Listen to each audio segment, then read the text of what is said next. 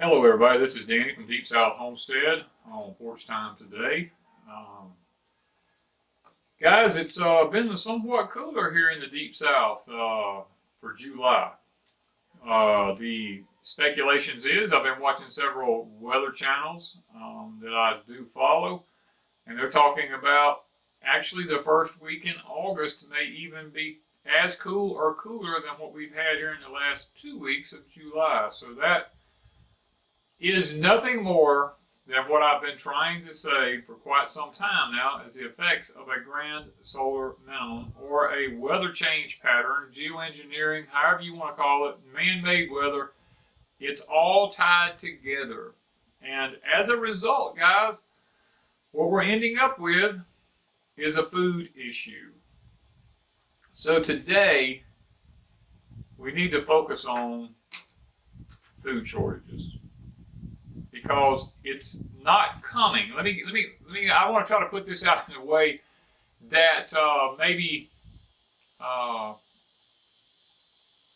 we can better understand it. Food shortages are not coming. They are already here. Okay, we've talked about food shortages. I've been doing this since 1985. I've been talking about what's coming now since 1985. It's just now coming to fruition. It's just that in the last 4 years of doing YouTube, I've been talking about, guys, there's coming a day when there's not going to be any food on the shelves. Well, guys, guess what? That time has arrived.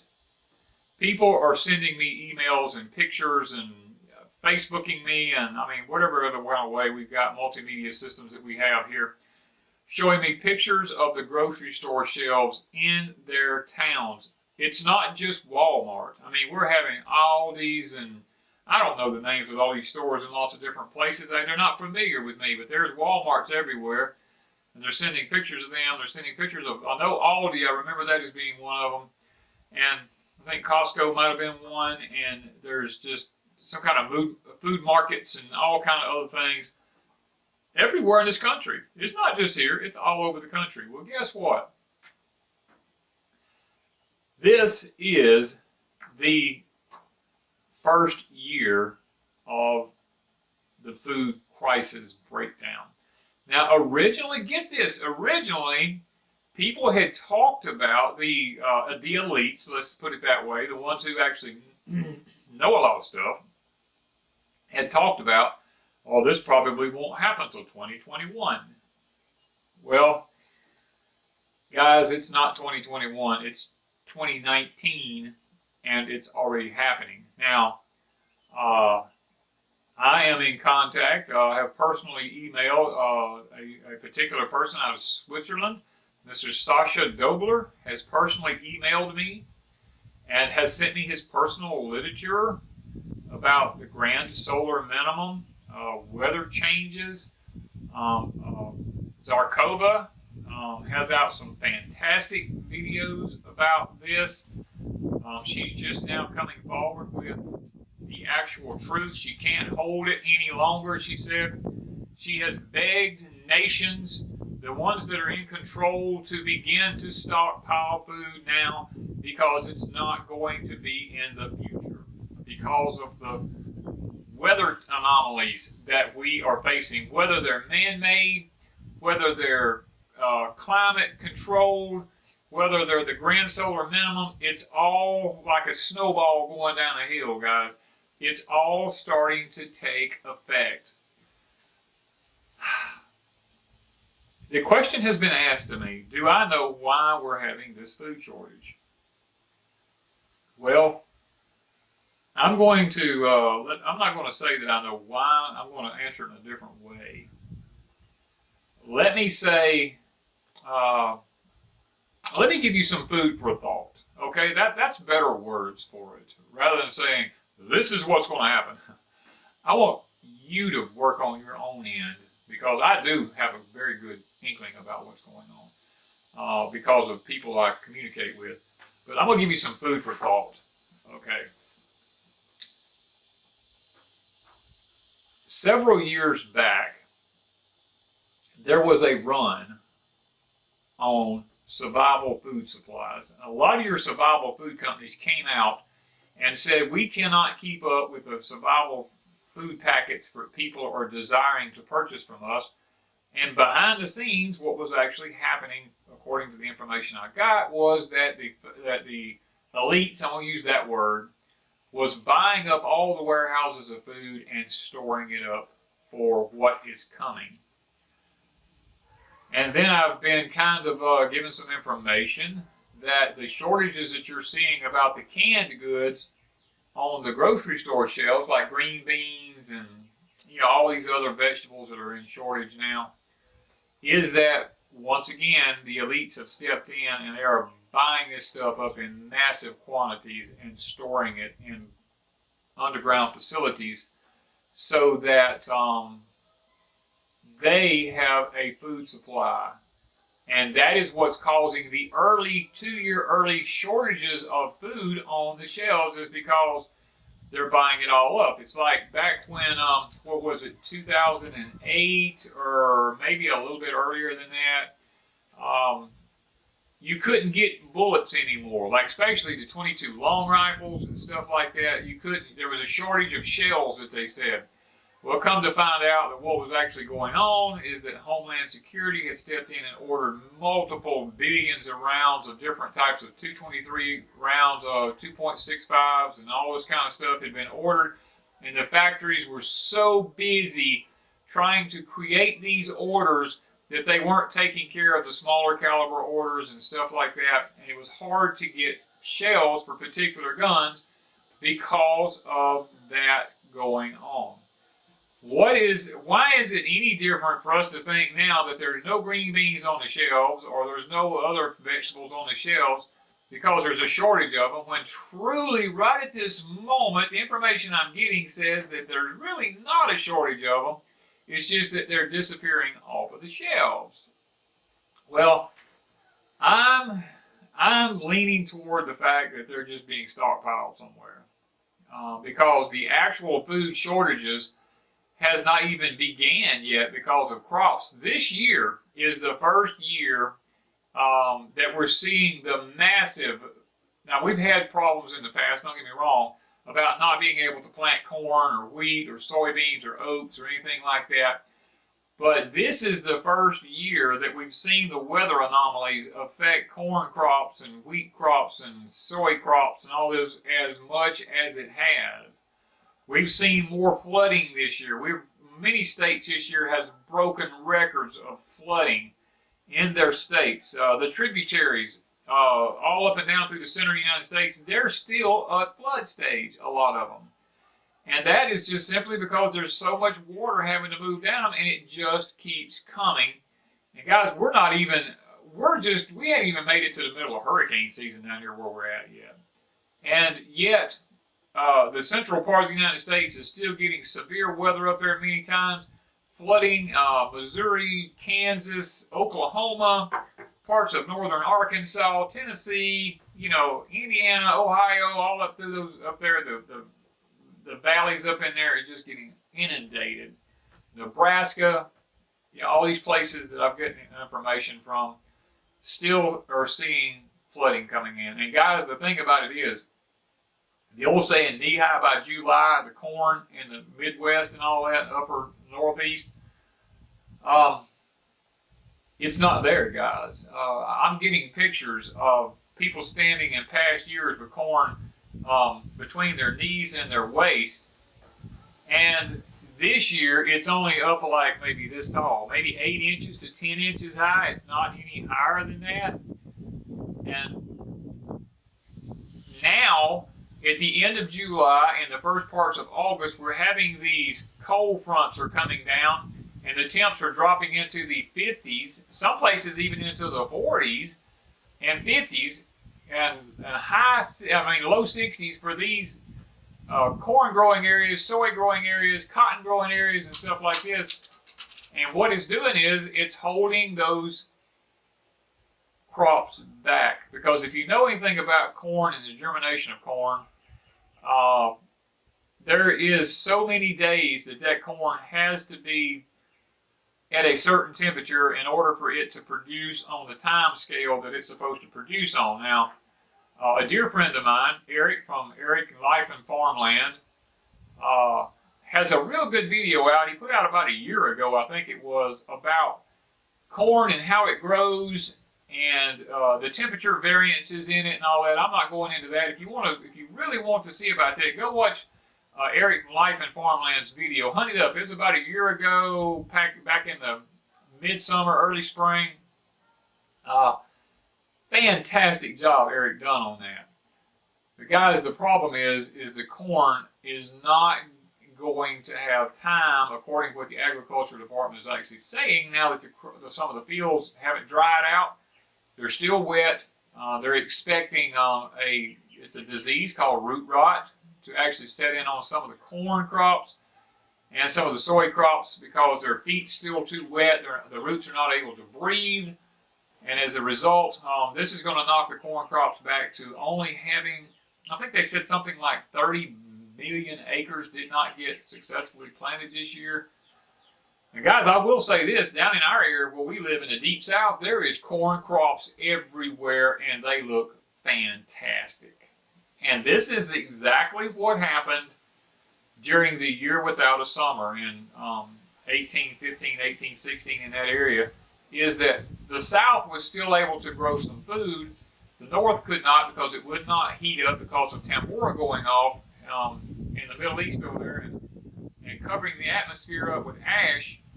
And another thing, have we even given any thought to all the chemtrails that's being sprayed, the aluminum that they're using in the upper atmosphere? Could it be that this aluminum is reflecting the sun's rays back out into outer space because they claimed quote-unquote global warming, so they had to do this in order to keep the earth from getting too hot, when actually when a volcano blows its ash up into the upper atmospheres, it blocks the sun's rays from hitting the earth, actually causing the earth to become cooler, and we're not able to grow the crops because they don't get the sunlight they don't need, they don't get the oxygen they don't need. There's lots of things they don't need. They don't get the UV rays that they need to grow properly. What is to say that the aluminum used in the chemtrails is not doing the same exact thing as a volcano going off? They've just been doing it a lot slower and cooling it down gradually. And then we have the solar minimum that's actually taking place, which is a cylindrical thing. It happens in cycles. Some of them are 11-year cycles, and now we're into I believe it's a 400-year cycle now that we're in. Looking like we're going into what's called an eddy minimum is the last one they had to gauge it by. Could even be worse, what I've been told, than an eddy minimum. Sasha Dobler has lots of information up on this.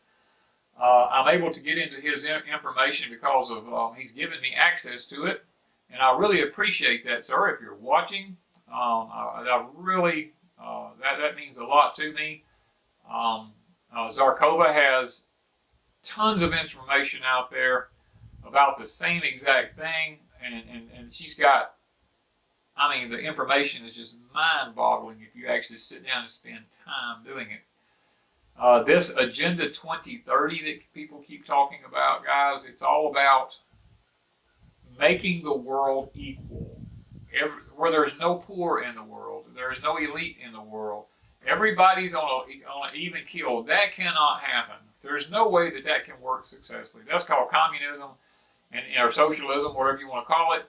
And the end result is there will always have to be elites during that time, and they will always have the best of everything. And all the stuff that you see going on around us with the food shortages, the coming crisis in this country, the financial collapses, it's all controlled by elite groups.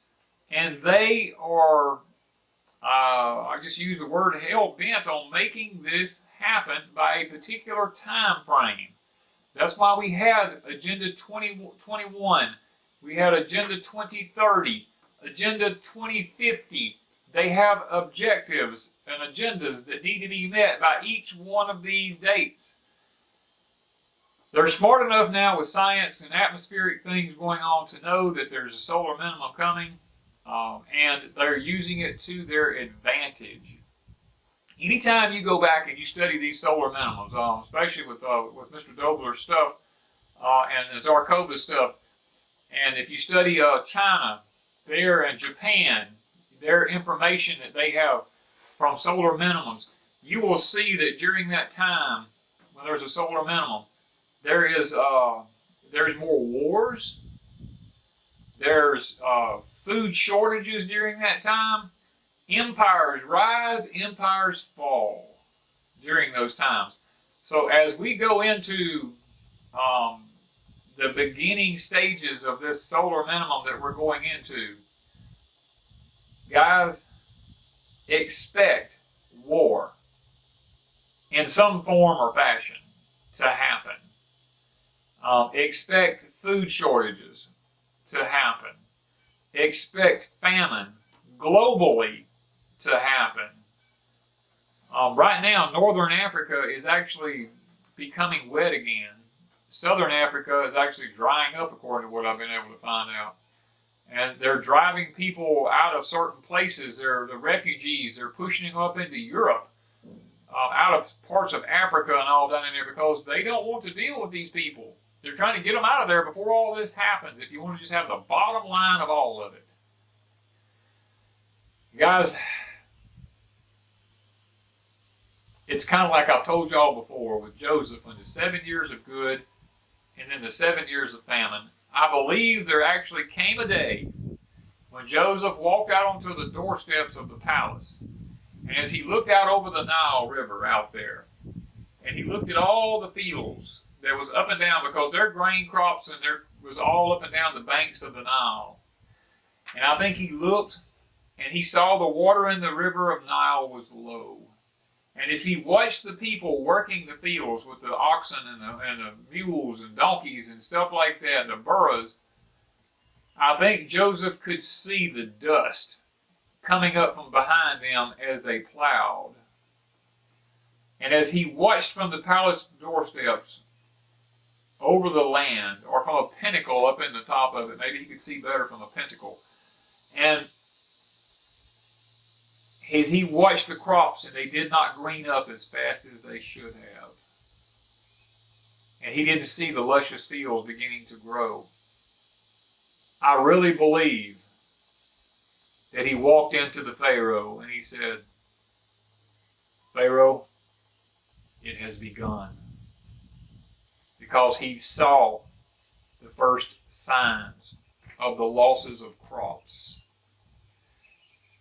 And what I'm saying to you today is, I'm seeing the losses of the crops, not just in America, but worldwide. And I'm here to tell you, it has begun. Now, what you do with yourself, or where, let's just use that word, where you spend your money is your business. But let me give you some speculations that's been thrown at me. Some wisdom from other people that I stay in contact with. Food is already increased a certain percentage. I know corn's already went up, I think they said 8%. Anything with corn in it. Beef is fixing to make a huge jump by about October. Guys, when this happens, people will have to spend more money on food in order to purchase the same amount of food, if they can find it. When that happens, your smaller stores will be the first to feel the crunch, because people will quit spending the money that they normally spend at the smaller stores purchasing things, because they've got to have it at the big box stores to buy food with, or whatever food it is that they can afford or get their hands on at the time.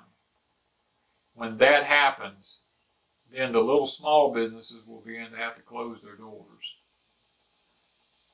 the big box stores, I call them, like we're going to use Walmart for instance, Targets and these kinds of different places, they're big chain stores. They can absorb more of a loss than small independently owned businesses can. And as they begin to absorb, they can begin to close some stores down periodically to absorb that loss. But eventually, it will take a couple of years, but eventually they will all feel the economic crunch that's going to happen. And when that happens, then we will see our economy really begin to tank. Because guys, let me tell you something. We may be experiencing food shortages right now, the beginning stages of it. It may take 1 to 2 years before it's full blown in the economy. Because it's called the trickle-down effect. It doesn't happen overnight. The only way anything can happen overnight like that, and it becomes a major, major issue, is if the stock market itself just completely crashes, and we end up with another Black Friday like we had, not Black Friday, but we had the crash on Tuesday that we had back in the late 20s. If something like that happens, then yes, we could see a run on things. But I can assure you, and I would be willing to bet on this one that I'm 100% right, that they're going to keep the stock market propped up until they get all of their objectives taken care of, and they get all the money that they need to purchase everything that they need to purchase with, and they get everything stocked up that they need to get stocked up. And then, once they feel comfortable that they're ready for what is coming, then I believe they will let the economy crash and cause people to not be able to get the money out that they have set aside, their 401ks, their retirements, and all these different kinds of programs that they have their monies in, the IRAs and MMAs and all this kind of stuff where people have their money stuck back, trying to make fast, high interest with it. And another thing, let me say this. The reason right now that nothing is being said on the MSM is that if they went on the MSM went on, let's say CBS or NBC or ABC went on right now, and they said, guys, look, we're at a point in this country now where we're starting to experience food shortages. Then at that point, people would go out and they would just literally clean the shelves off in the stores, and there would be a run on food. So the best way to handle that is not to tell the people. It is to literally sit back and just act like everything is hunky-dory. You know, everything's okay, guys. Don't worry about nothing. We're good to go. You know, and then they will, you know, that gives them the opportunity to purchase as much as they need in the country, not go crazy. So I believe in my heart that that is exactly what's happening. The media is not saying anything about what's going on because they know if they will, or if they do, that there will be a run on food, just like there's been a run on the banks before. And then we would have a true food shortage because everybody in this country would be hoarding food. So the government is wisely not saying anything, or the mainstream media is wisely not saying anything. And as a result, we're sitting back, we're like the frog that's in the pot full of water, and it's cold and it's sitting there kind of boiling. We don't really feel the heat, it's just gradually coming on us until it starts cooking us, you know. So that's kind of where we're at, guys. I wanted to do this porch time about food shortages and kind of tell you a little bit about maybe some information about what's going on. And I also want to mention that I have a video coming up. I want you to watch it. We're going to be talking about food shortages here. It should be, I'm not sure if, because we haven't really put the video up yet, I'm not sure if it's coming out the day after porch time. It probably will come out either the day after porch time or the day before, or it was out yesterday. I'm not sure. So if it was out yesterday, go back and look for that video that I talk about food shortages and what we're doing or talking about. Or if it's going to be tomorrow, hang on till tomorrow and hit the notification button, subscribe to us, whatever you got to do. I've got 4 videos coming up about food shortages and food safety and food, all this food stuff that we need to know about, because I think it's very important at the moment that we spend some time talking about this, because it's urgent now. Because everybody's always telling me, Danny, when you feel something urgent, please tell us. Well, I'm telling you, it's urgent now. Stay with us. Watch our videos. Subscribe to us. Hit the notification button. We're probably going to try to put up 1 video a week about gardening. We're going to have porch time, hopefully. And then we're going to try to do some other videos on food shortages and the coming things in this country that I'm aware of. There's just so much going on. It's hard for me to put it all in 1 video and keep it under 30 minutes, you know. I will say this. Watch oats. Right now, keep your eye on the oats in the agriculture department, because it is going to tell the future of some of our food. So guys, I'm going to leave that with you as a little bit of advice and a little bit of a nugget maybe. Keep your eyes open. Keep your ears open. Keep your pocketbooks full, because I'm going to tell you what, you're going to need it, because food prices are fixing to soar if you can find them. Thank you guys from Deep South Homestead.